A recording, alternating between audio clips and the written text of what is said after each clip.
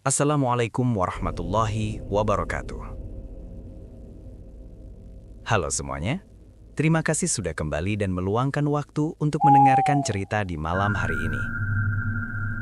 Semoga kalian semua dalam keadaan sehat, dilindungi, dan dijauhkan dari hal-hal yang tidak kita inginkan. Seperti biasa, siapkan posisi ternyaman kalian. Matikan lampu jika berani, dan dengarkan baik-baik. Karena cerita kali ini bukan tentang hantu yang menampakkan diri, bukan pula tentang sosok yang mengejar dari kegelapan. Ini adalah cerita tentang aroma, tentang bau makanan yang tak terlihat, namun mampu menarik manusia tanpa sadar. Tentang sebuah warung kecil di Pulau Jawa, yang pelan-pelan mengikat orang hanya lewat asap dapurnya. Dan inilah kisahnya. Magelang, Jawa Tengah. Gang itu sempit.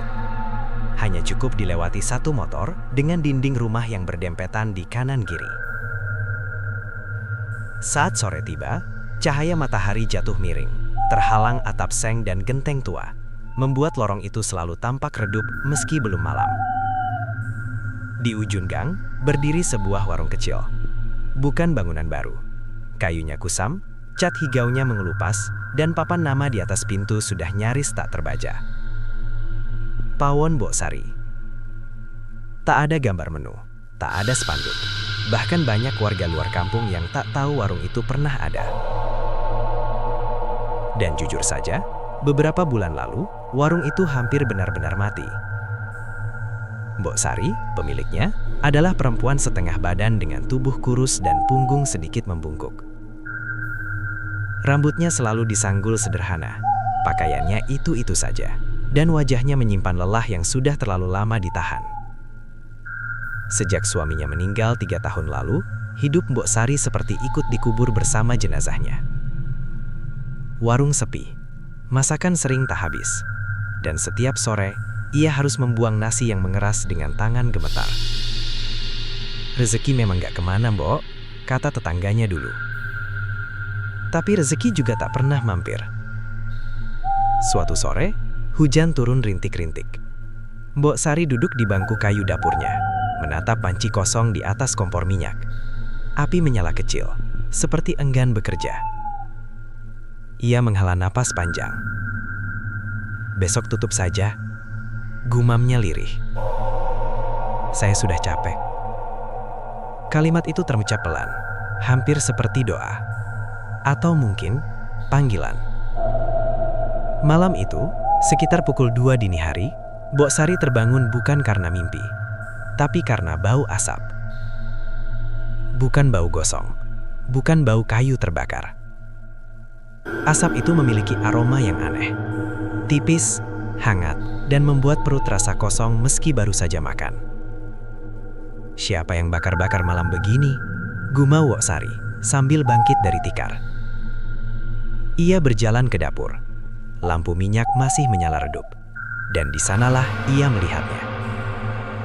Seorang pria tua duduk di bangku dekat tungku. Mbok Sari membeku. Pria itu kurus, kulitnya gelap seperti sering terkena asap. Rambutnya putih, diikat kain hitam kusam. Bajunya sederhana, seperti pakaian orang desa zaman dulu. Yang paling aneh, kakinya tidak terlihat jelas menyentuh lantai. "Maaf, Mbok." Suara pria itu pelan, serak. "Saya numpang hangat." Jantung Mbok Sari berdegup kencang, tangannya gemetar, tapi ia tak bisa berteriak. "Sampean masuk dari mana?" tanyanya akhirnya. Pria itu tersenyum tipis. "Dari asap." Jawaban itu seharusnya membuat Mbok Sari lari, tapi entah kenapa, kakinya terasa berat. Hidungnya malah terus menangkap aroma hangat yang keluar dari tungku, padahal api tak besar. Pria itu menoleh ke arah panci kosong.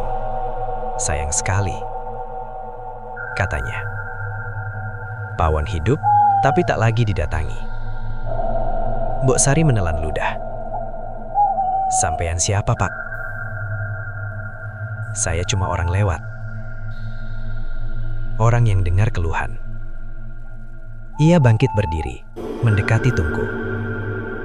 Asap tipis mulai naik, padahal tak ada kayu baru yang dibakar. Aroma.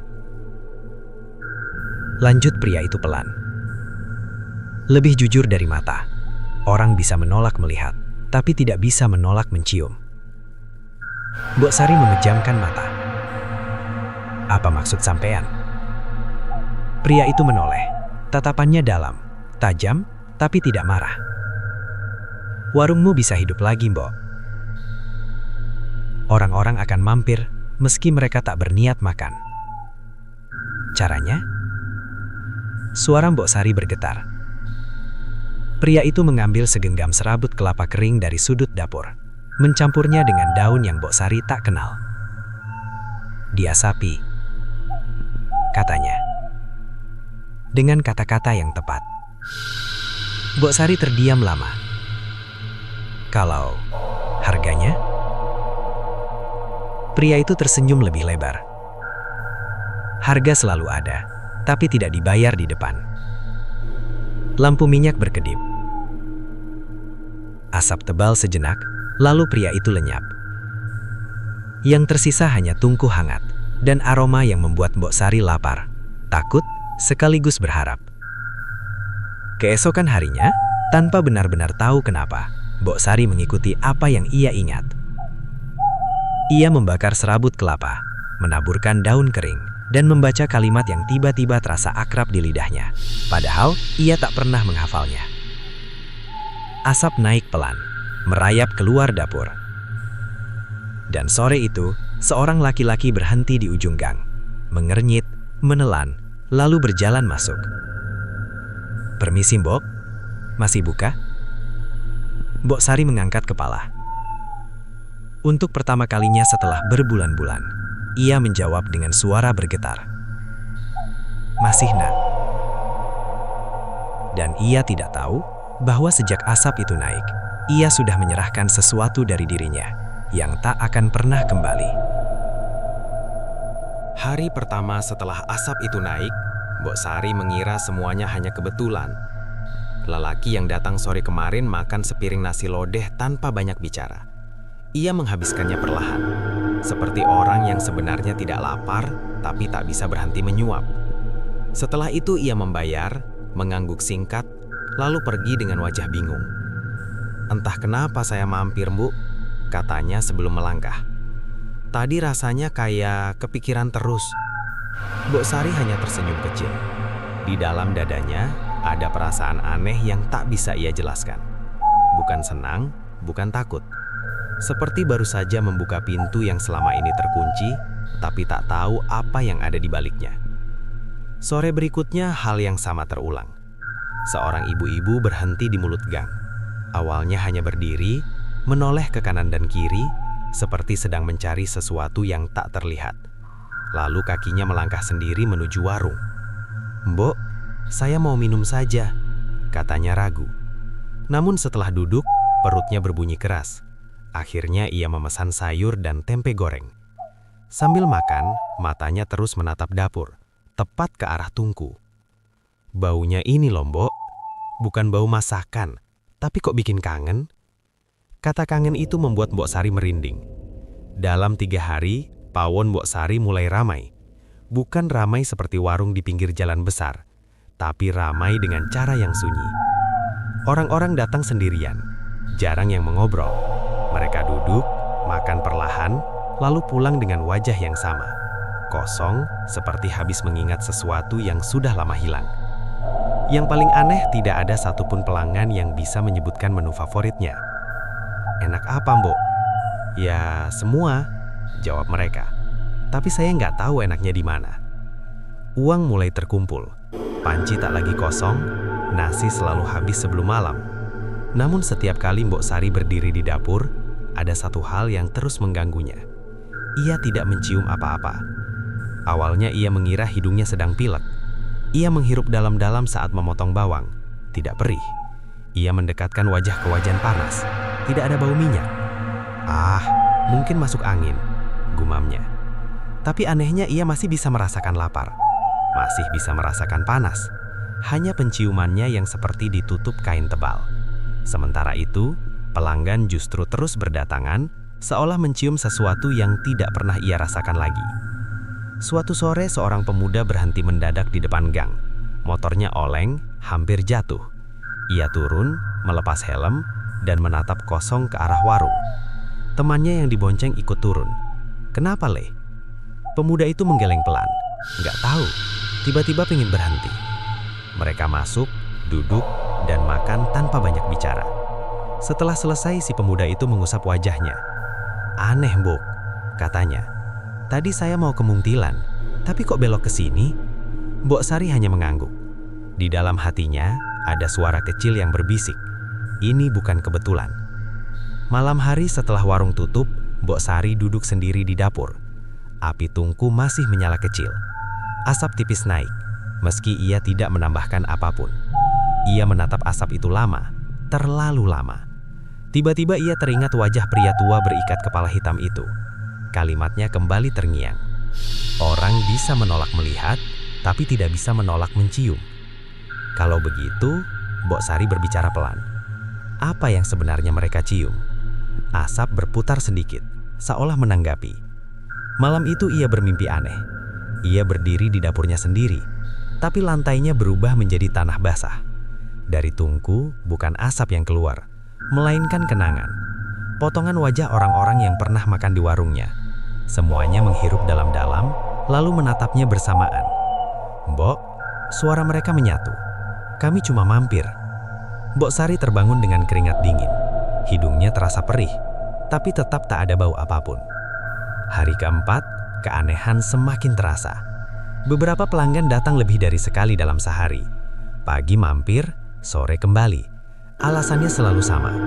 Kayak ada yang kurang kalau belum kesini. Seorang supir angkot bahkan berhenti di depan warung saat jam narik. Penumpangnya protes, tapi ia tak peduli. "Sebentar saja, saya pengen duduk." Ia duduk hampir 1 jam, tidak makan banyak, hanya menghirup udara dapur sambil memejamkan mata. Saat Mbok Sari membersihkan meja, ia mendengar pria itu berbisik pelan entah kepada siapa. "Baunya kayak rumah." Kata itu membuat tangan Mbok Sari gemetar. Tetangga mulai memperhatikan. "Mbok, sekarang warungmu ramai terus ya?" kata Bu Lastri yang rumahnya tepat di depan gang. "Iya," jawab Mbok Sari singkat. "Masaknya apa sih? Bau masakannya sampai depan jalan." Mbok Sari terdiam. Ia ingin menjawab, tapi mulutnya terasa berat. "Apa ya, Mbok? Saya juga nggak bisa jelasin." Bu Lastri tertawa kecil. "Yang penting laris." Namun saat Bu Lastri pergi, Mbok Sari menangkap sesuatu di matanya. Bukan iri, tapi takut. Malam itu Mbok Sari mencoba sesuatu.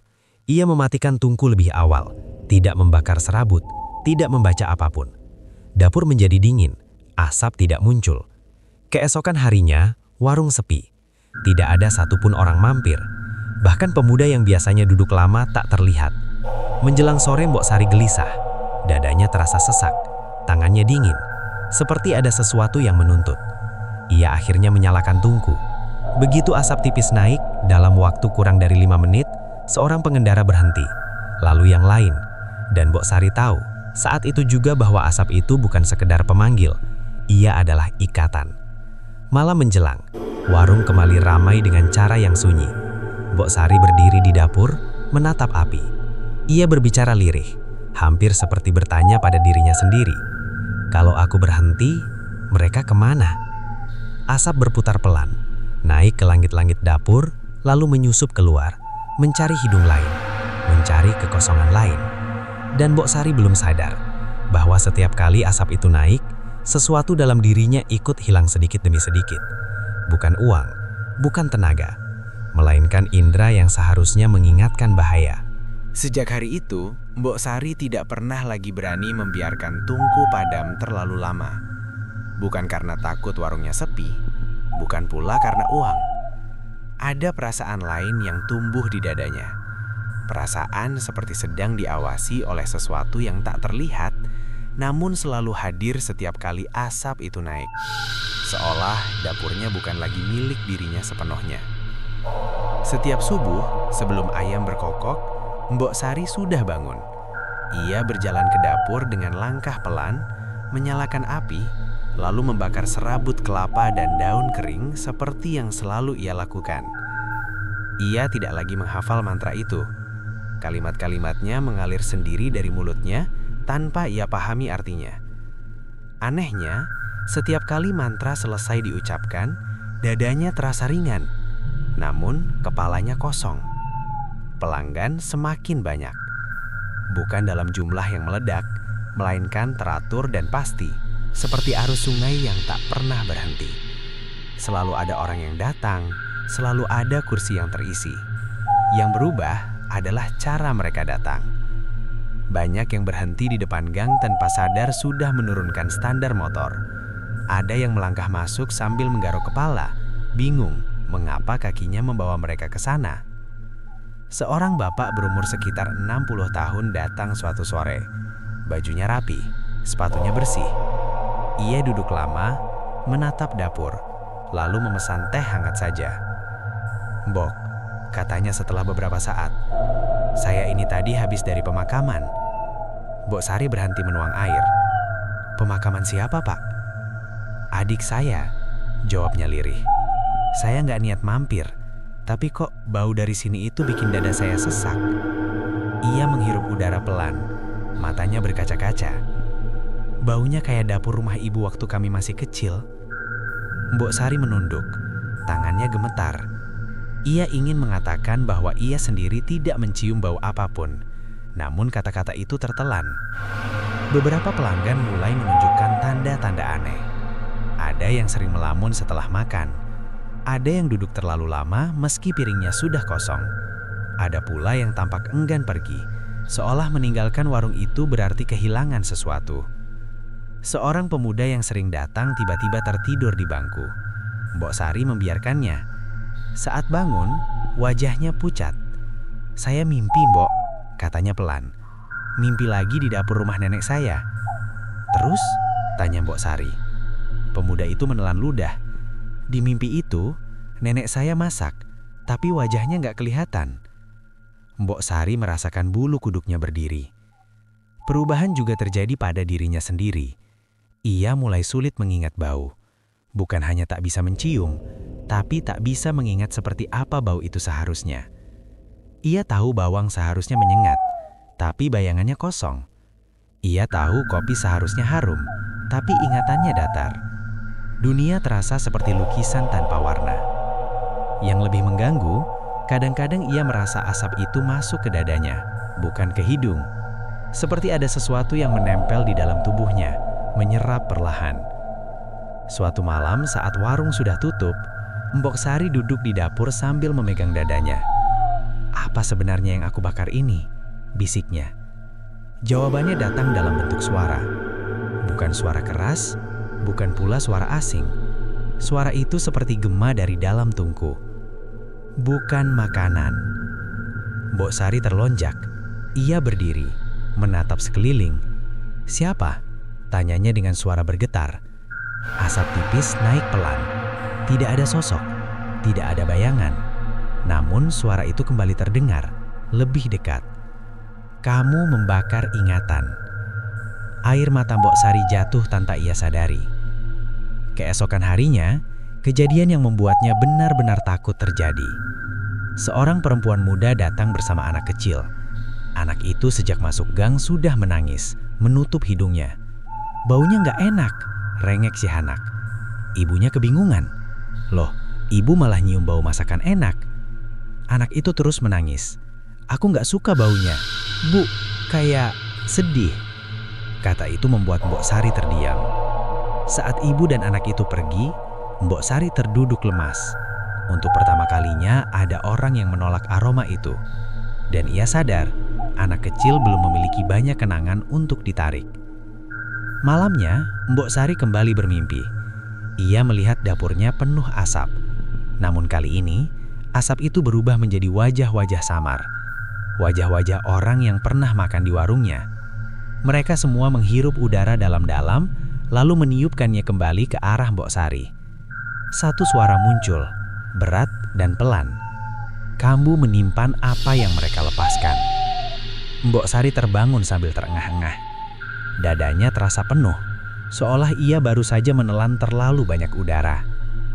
Hari-hari berikutnya, keanehan semakin jelas. Beberapa pelanggan terlihat lemah setelah makan. Ada yang mengeluh pusing, ada pula yang mengatakan pikirannya terasa berat. Namun mereka tetap kembali. Seorang supir angkot berkata sambil tertawa hambar, "Saya ini capek, Mbok, tapi kalau nggak kesini rasanya lebih capek." Mbok Sari hanya tersenyum kaku. Ia mulai mengerti, aroma itu tidak hanya menarik orang datang, ia memindahkan beban, kenangan, rindu, duka, kekosongan, semuanya dilepaskan lewat napas para pelanggan dan ditangkap oleh asap dapurnya. Dan asap itu masuk ke dirinya. Suatu malam saat warung sudah tutup, Mbok Sari duduk di dapur sambil memegang dadanya. "Apa sebenarnya yang aku bakar ini?" bisiknya. Seorang pria tua berikat kepala hitam kembali muncul. Ia berdiri di ambang dapur, seperti dulu. "Kamu mulai paham," katanya pelan. Mbok Sari menatap dirinya dengan mata merah. "Ini bukan cuma soal laris ya?" Pria itu tersenyum tipis. "Tidak pernah." "Apa yang sebenarnya aku bayarkan?" Pria itu mendekat menunjuk hidung Mbok Sari. Kemampuan untuk tahu kapan harus berhenti. Mbok Sari menunduk. "Kalau aku teruskan, warungmu hidup, dan kamu jadi wadah." Sosok itu perlahan memudar menyatu dengan asap. Mbok Sari berdiri sendiri di dapur yang hangat. Di luar, orang-orang masih duduk makan dengan wajah kosong. Dan untuk pertama kalinya, ia benar-benar takut. Karena ia sadar, aroma itu tidak akan pernah pergi dengan sendirinya. Ia hanya akan berpindah, mencari tempat yang mau menampungnya. Mbok Sari baru benar-benar menyadari ada yang hilang sepenuhnya pada suatu pagi yang seharusnya biasa. Ia bangun sebelum subuh seperti biasa. Udara Magelang masih dingin. Embun menempel di lantai dapur. Ia berjalan perlahan, menyalakan lampu minyak, lalu membuka tutup panci berisi sisa lauk semalam. Tidak ada reaksi. Tidak ada bau asam. Tidak ada tanda basi. Tidak ada peringatan.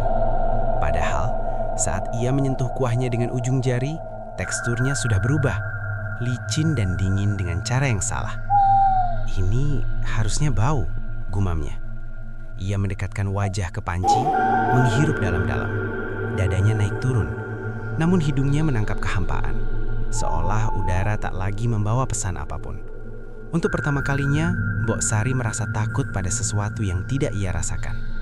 Ia tetap memasak hari itu. Bukan karena yakin, tapi karena dorongan. Seperti ada sesuatu yang menuntunnya dari belakang, mendorong tangannya agar terus bergerak. Api menyala, serabut kelapa dibakar. Mantra mengalir dari mulutnya tanpa ia sadari. Asap naik dan seperti biasa, menjelang siang pelanggan mulai datang. Namun Mbok Sari merasa ada jarak antara dirinya dan dunia. Ia melihat orang-orang makan, berbicara, menghirup udara dapurnya dengan wajah berubah-ubah. Ada yang lega, ada yang murung, ada yang hampir menangis. Sementara dirinya sendiri seperti berada di balik kaca tebal. Seorang pelanggan baru datang, seorang ibu dengan wajah pucat. "Mbok," katanya setelah duduk lama, "boleh saya duduk saja di sini sebentar?" "Silahkan," jawab Mbok Sari. Ibu itu memejamkan mata, menghirup udara pelan-pelan. "Baunya bikin kepala saya ringan." Mbok Sari menatapnya lama. "Bau apa, Bu?" Ibu itu membuka mata, terlihat bingung. "Loh, ya bau masakan, Mbok." "Masakan yang mana?" Pertanyaan itu menggantung di udara. Ibu itu terdiam, lalu tersenyum kaku. "Saya juga nggak tahu." Sore harinya kejadian yang hampir berujung celaka. Minyak di wajan terlalu panas. Api membesar, lidahnya mencilat sisi panci. Biasanya bau minyak terbakar akan menjadi tanda pertama. Namun kali ini, Mbok Sari tidak menyadarinya. Ia baru menoleh saat asap hitam memenuhi dapur dan matanya terasa perih. "Ya Allah!" Ia menjauh cepat, hampir terjatuh. Api berhasil dipadamkan, tapi tangannya gemetar hebat. Ia terduduk di lantai dapur, nafasnya tersengal. "Kalau aku nggak lihat asapnya," bisiknya, "aku nggak akan tahu apa-apa." Dan saat itulah kesadaran pahit itu benar-benar menghantamnya. Indera penciuman bukan sekedar kenikmatan, ia adalah peringatan, penjaga, pengingat bahaya. Dan Mbok Sari sudah kehilangannya. Malam itu ia tidak langsung pulang ke kamar. Ia duduk di dapur gelap, hanya ditemani tungku yang masih hangat. "Aku ini sebenarnya masih hidup nggak ya?" katanya pelan. Jawaban tak datang dalam bentuk suara, melainkan rasa. Dadanya terasa sesak, penuh, seolah menyimpan terlalu banyak nafas milik orang lain.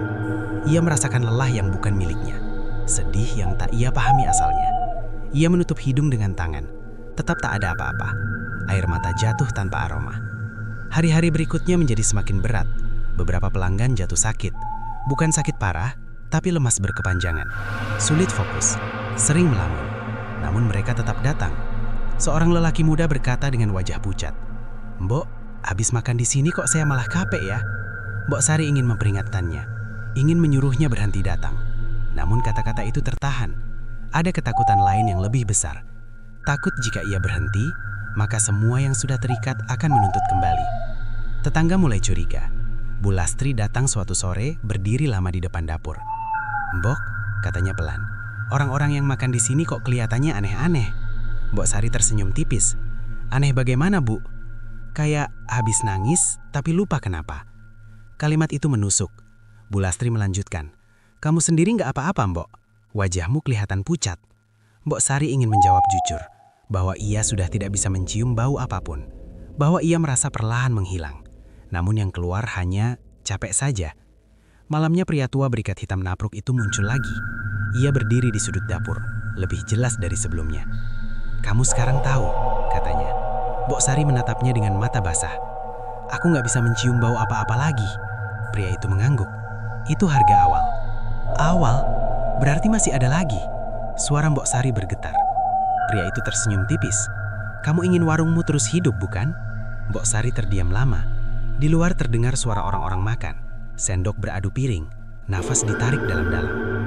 "Apa yang akan hilang berikutnya?" tanyanya lirih. Pria itu mendekat, suaranya hampir berbisik. "Rasa untuk membedakan mana milikmu dan mana yang dititipkan." Sosok itu memadam bersama asap. Malam itu, Mbok Sari berdiri lama di depan tungku. Ia sadar sekarang, asap itu tidak hanya menarik orang, ia mengambil kemampuan Mbok Sari untuk melindungi dirinya sendiri. Dan yang paling menakutkan, ia mulai terbiasa, tidak lagi panik, tidak lagi terkejut. Karena saat indera hilang satu persatu, yang tersisa hanyalah kebiasaan dan kepatuhan. Di luar, aroma tak terlihat terus menyebar, mencari orang-orang baru, mencari beban baru. Dan Mbok Sari berdiri di tengahnya, tak lagi mencium apapun, bahkan bahaya yang perlahan mendekat. Sejak malam pria tua itu berkata bahwa yang akan hilang berikutnya adalah kemampuan untuk membedakan mana miliknya dan mana yang dititipkan. Mbok Sari tidak lagi tidur nyenyak. Ia sering terbangun dengan dada sesak. Napasnya berat, seperti baru saja berlari jauh. Padahal tubuhnya tak bergerak kemana-mana. Yang lelah bukan ototnya, melainkan isi dadanya. Ia mulai merasa ada banyak hal yang bersarang di dalam dirinya. Kesedihan yang bukan miliknya, rindu yang tak ia kenal, dan kekosongan yang terlalu besar untuk satu orang. Pagi hari, saat bercermin, ia mendapati matanya tampak asing. Bukan merah, bukan bengkak, melainkan kosong, seperti milik orang lain. "Ini wajah siapa?" gumamnya. Warung tetap ramai, bahkan lebih ramai dari sebelumnya. Orang-orang datang dari arah yang lebih jauh. Ada yang dari Muntilan, ada yang dari luar kota. Beberapa mengaku awalnya hanya lewat, lalu berbalik arah tanpa tahu alasan jelas. "Kayak ada yang manggil," kata seorang lelaki parubaya sambil mengaduk teh. "Panggil bagaimana?" tanya Mbok Sari. Lelaki itu mengerenyit. Bukan suara, lebih ke rasa. Kata rasa itu kini membuat Mbok Sari bergidik. Masalah mulai muncul ketika orang-orang tidak hanya datang untuk makan. Beberapa datang hanya untuk duduk. Beberapa hanya ingin menghirup udara dapur. Ada yang bahkan menangis tanpa sebab, lalu pergi tanpa memesan apapun. Seorang perempuan datang malam-malam. Wajahnya pucat, matanya sembab. "Mbok," katanya pelan, "boleh saya duduk dekat dapur?" "Silahkan." Perempuan itu duduk di bangku paling dekat dengan tungku. Ia memejamkan mata, menghirup napas panjang. "Tenang," bisiknya. Di sini rasanya tenang. Setelah beberapa menit, ia berdiri dan berkata, "Terima kasih, Mbok." Tanpa makan, tanpa minum. Dan saat ia pergi, Mbok Sari merasakan beban berat di dadanya bertambah. Malam itu, Mbok Sari tak tahan lagi.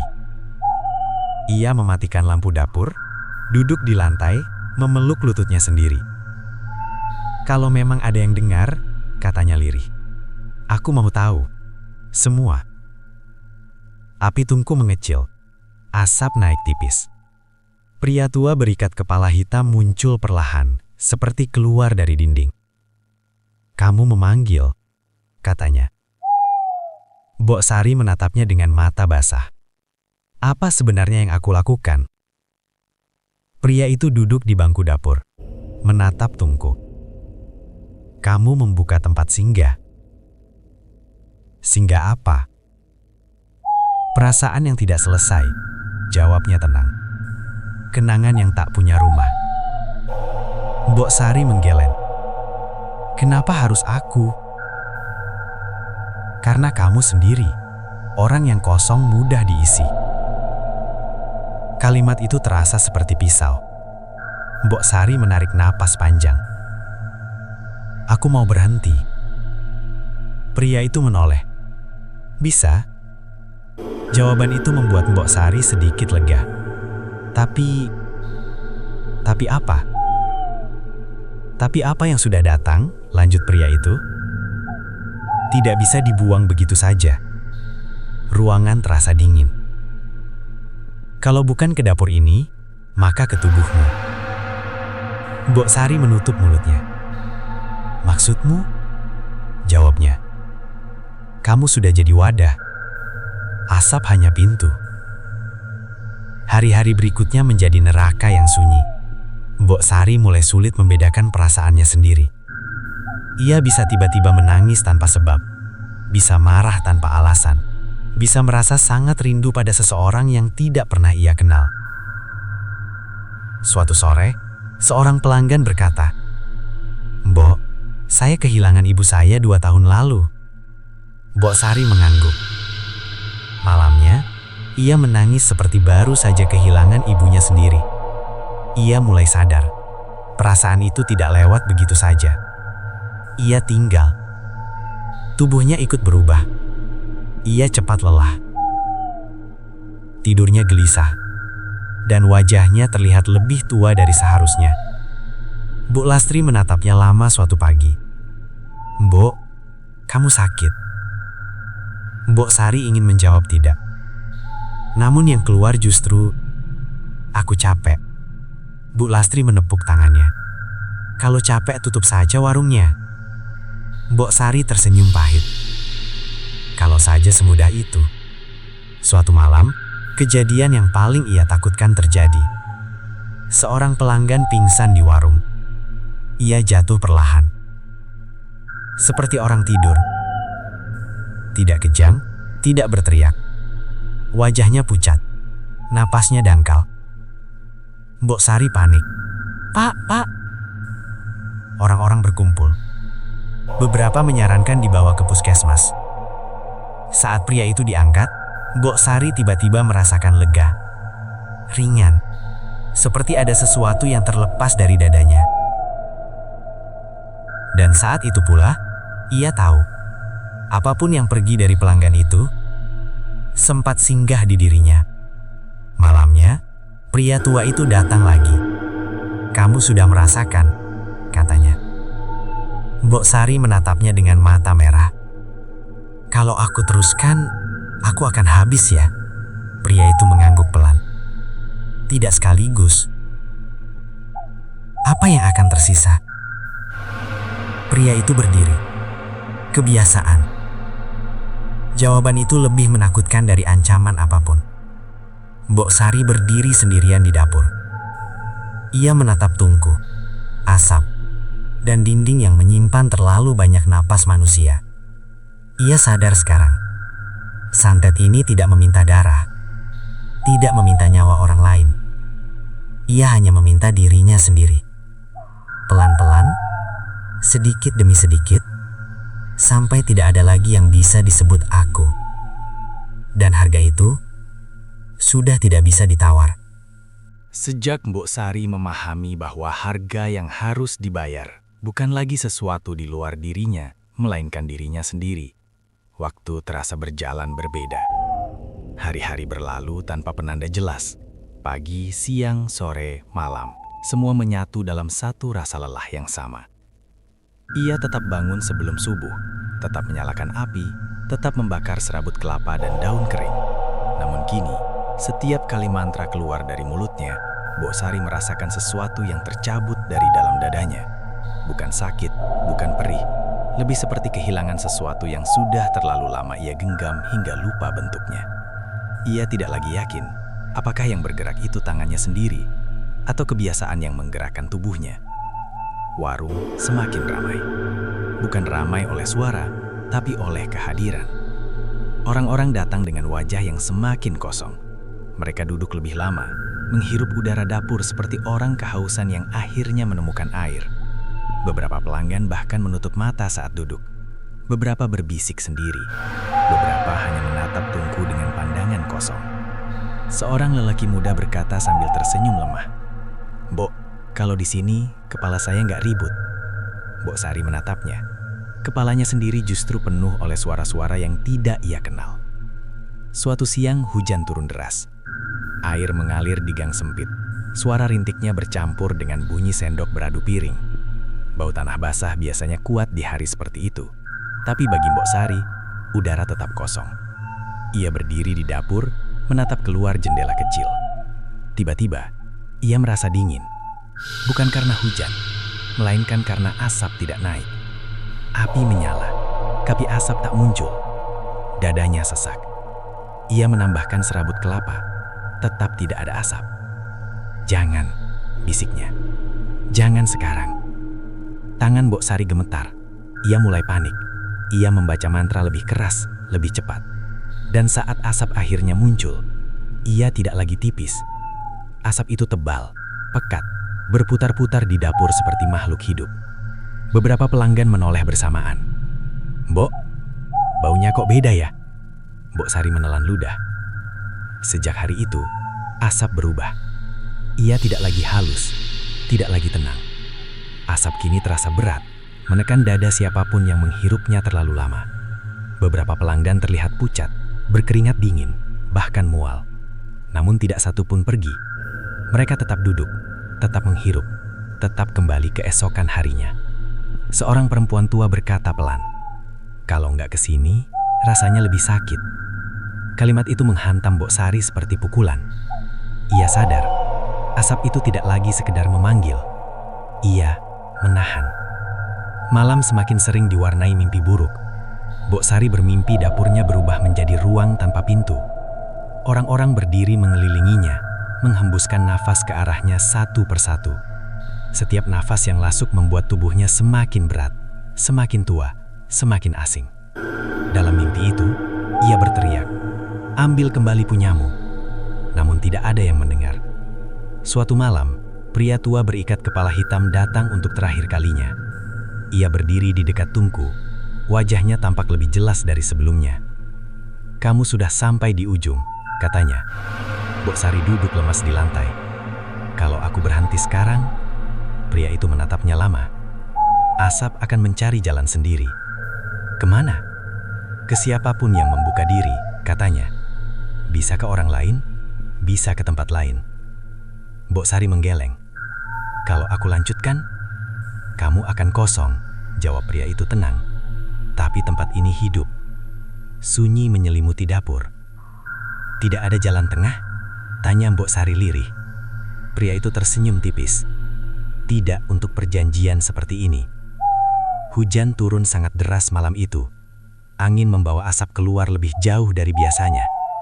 Gang sempit penuh oleh orang-orang yang datang tanpa sadar. Beberapa berdiri di luar karena warung tak muat lagi. Mbok Sari berdiri di depan tungku. Tubuhnya gemetar. Ia tahu, malam ini adalah titik akhir. Ia membaca mantra sekali lagi, dengan suara serak. Asap membumbung tinggi, memenuhi dapur, lalu merambat keluar seperti kabut hidup. Tiba-tiba, Api padam sendiri. Tungku retak. Asap berhenti bergerak, lalu menghilang. Semua pelanggan terdiam bersamaan. Beberapa terlihat kebingungan, beberapa mengusap dada, beberapa menangis tanpa suara. Mbok Sari berdiri terpaku. Dadanya terasa sangat ringan. Terlalu ringan. Pagi harinya, pawon Mbok Sari terkunci. Tidak ada Mbok Sari. Tidak ada jejak perlawanan. Tidak ada tanda pergi.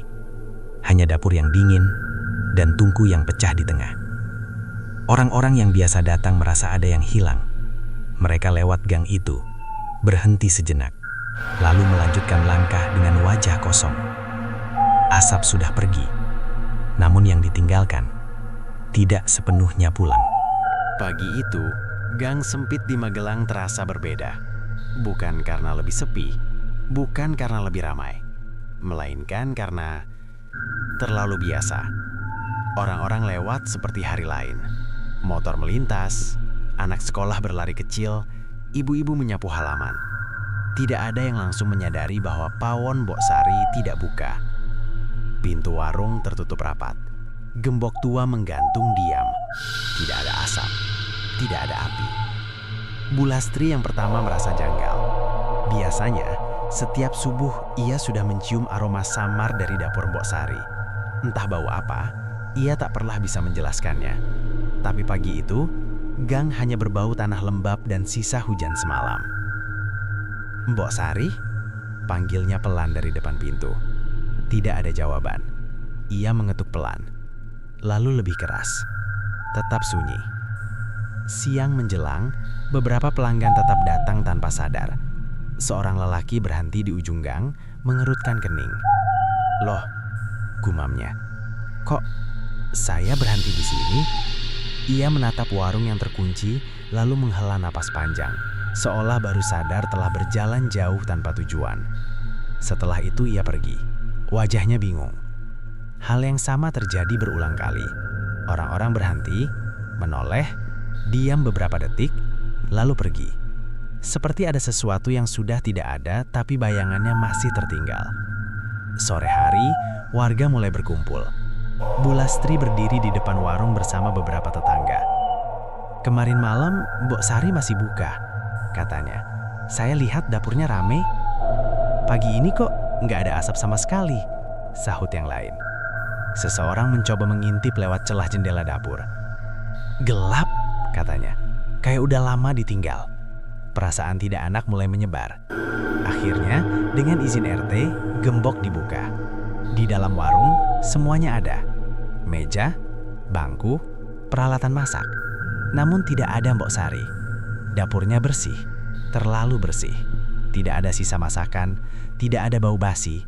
Bahkan tungku di sudut dapur dingin dan retak di tengah, seperti pernah menahan panas berlebihan. Mbok Sari kemana? Tanya seseorang. Tidak ada yang menjawab. Yang paling aneh, meski tidak ada asap, tidak ada masakan, beberapa orang berdiri lama di dapur itu sambil menarik napas dalam-dalam. Aneh ya, kata Bu Lastri pelan. Kayak masih ada baunya.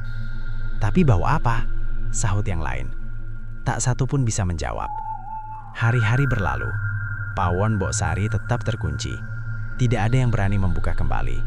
Bukan karena takut bangunannya, melainkan karena perasaan yang muncul setiap kali orang berdiri terlalu lama di depan dapurnya. Ada yang merasa sedih tanpa sebab. Ada yang tiba-tiba teringat orang tua yang sudah meninggal. Ada yang merasa sangat lelah, lalu duduk lama di depan pintu warung kosong itu. Anak-anak jarang bermain di gang tersebut. Kenapa nggak main ke situ? Tanya seorang ibu pada anaknya. Anak itu menggeleng. Nggak enak. Nggak enak bagaimana? Kayak pengen nangis. Beberapa mantan pelanggan mulai merasakan perubahan. Seorang supir angkot yang dulu sering mampir, kini merasa kosong.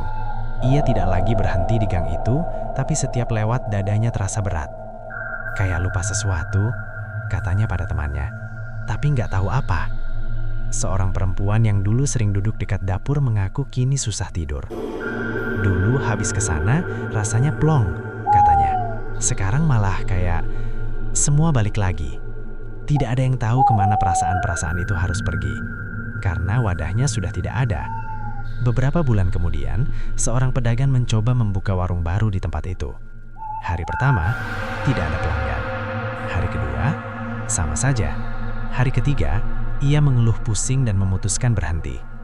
Tempatnya bikin gak betah, katanya. Padahal gak kenapa-napa. Warung itu kembali kosong. Suatu malam, Bu Lastri bermimpi. Ia melihat Mbok Sari berdiri di dapurnya, tersenyum tipis. Wajahnya tampak lebih muda, lebih ringan. Tidak ada asap, tidak ada tungku menyala. "Mbok," panggil Bu Lastri dalam mimpi.